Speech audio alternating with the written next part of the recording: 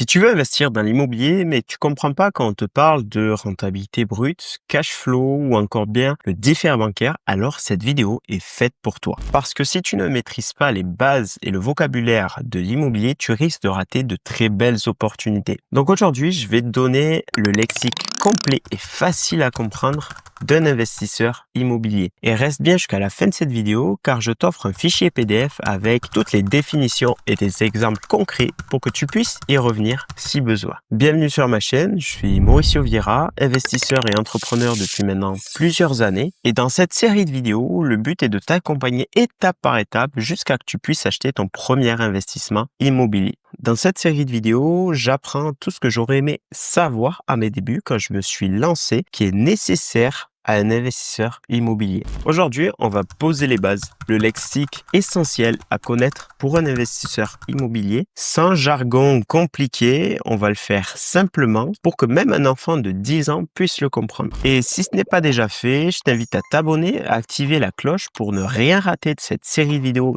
totalement gratuite, car chaque vidéo va t'aider à avancer sur l'achat de ton premier investissement immobilier. Le lexique essentiel expliqué simplement. Premièrement, les bases financières. On a l'apport personnel. Comme son nom l'indique, c'est l'apport que vous allez apporter dans votre projet d'investissement. Que ça soit un projet locatif, que ça soit un projet de marchand de biens ou bien même un achat d'une résidence principale. Ensuite, on a la capacité d'emprunt. La capacité d'emprunt, c'est le montant maximum que la banque acceptera de vous prêter en fonction de vos revenus et de votre endettement. On passe ensuite au taux d'endettement. Le taux d'endettement, c'est le pourcentage des revenus utilisés pour rembourser vos crédits. En France, le taux d'endettement est de 35%. Ensuite, on a l'effet de levier. L'effet de levier, c'est le principe d'utiliser l'argent qui ne nous appartient pas pour acheter des biens immobiliers. Donc, l'effet de levier se fait auprès des banques, principalement auprès d'investisseurs privés ou de plateformes de crowdfunding. Le principe est de lever de l'argent qui n'est pas à nous afin qu'on puisse acheter des biens ou un bien immobilier qui nous génère des revenus chaque mois afin qu'on puisse rembourser avec des intérêts aux personnes qui nous ont prêté de l'argent. On a ensuite le cash flow.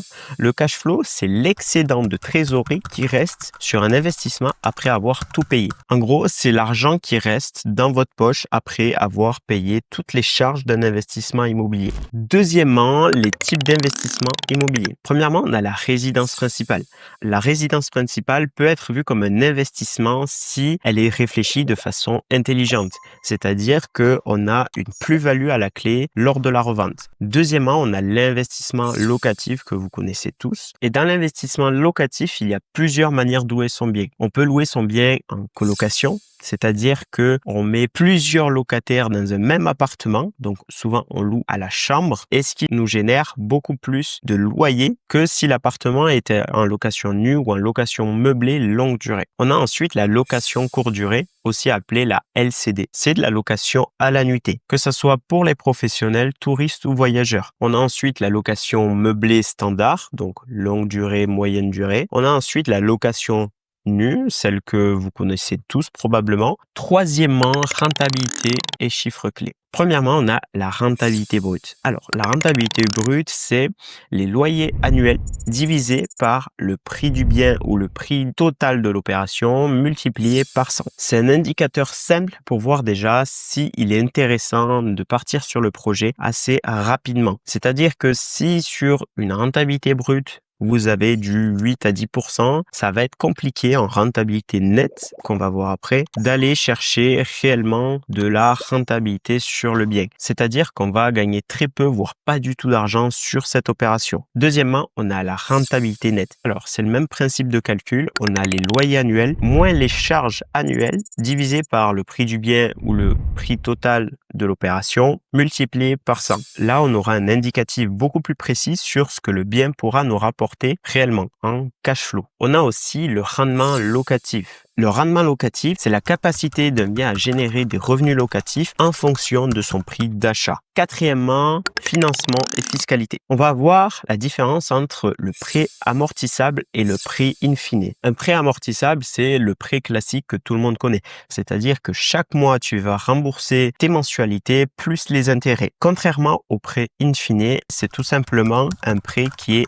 différé. C'est-à-dire que tu vas rembourser ton capital plus les intérêts à la fin même ton crédit. Souvent, ces prêts in fine se font sur quelques années seulement. On a ensuite un différé bancaire. Le différé bancaire, qui est notamment beaucoup utilisé par les investisseurs, on a deux types de différés bancaires. On a le différé partiel et le différé total. Le différé partiel, c'est qu'on rembourse uniquement les intérêts de la banque. Le différé total, on ne rembourse ni le capital ni les intérêts. C'est-à-dire que selon la durée du différé, qui est souvent de 6 mois à 24 mois à peu près, c'est ce qui se fait aujourd'hui, on n'a rien à payer. Donc, quand on a un différé total, c'est une excellente manière de se reconstruire l'apport rapidement pour pouvoir enchaîner sur d'autres opérations. On va prendre un exemple. Mettons que vous achetez un bien 100 000 euros. Vous y mettez 10 000 euros d'apport et vous demandez un différé total sur 12 mois. Admettons que le bien est prêt 3 mois après l'achat. Donc, il vous reste encore, on va dire, 9 mois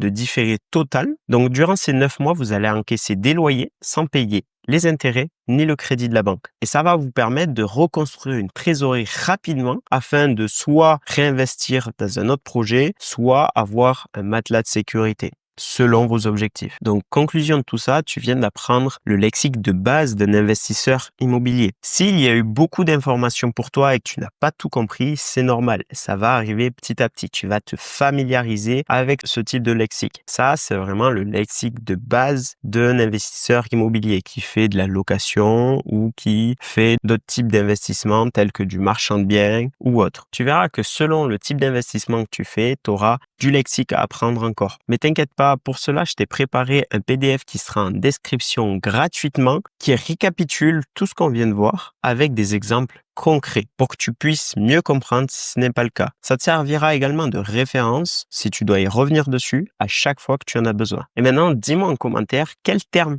en immobilier tu as déjà entendu parler et tu ne sais pas ce que ça veut dire. Et j'y répondrai rapidement. N'hésite pas à me dire également si cette vidéo t'a aidé et je lirai toutes vos réponses. Et si ce n'est pas déjà fait, je t'invite à t'abonner, à liker la vidéo et à activer la petite cloche pour ne rien rater des prochaines vidéos. Et d'ailleurs, sur la prochaine vidéo, je vais t'apprendre comment analyser et calculer la rentabilité d'un bien. Et sur ce, je te dis ciao ciao.